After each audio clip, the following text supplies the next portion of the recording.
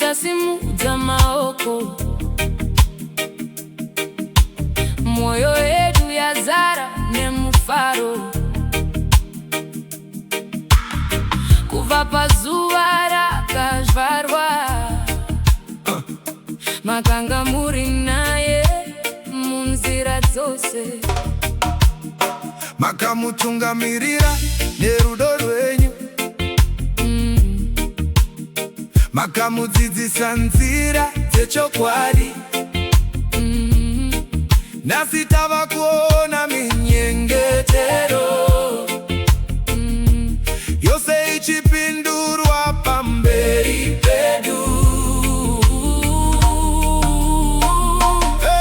Mwari maita basa, mwana wedu matimutsira zvakanaka, nasi atiitira kudada, afamba munzira yakanaka. Haleluya, Haleluya, haleluya, haleluya, haleluya, haleluya,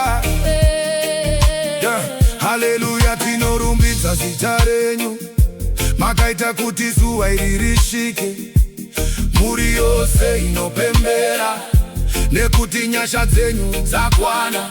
Misodzi yanhasi haisiye kusuwa, asiye mufaro nekutenda. Mwana wedu akachengeta unhu, akaramba kamira muchokwadi, nasi amira pamberi penyu, achivaka imba murudo, ishero pafadzai muchato uyu uve wecheza nekubudirira.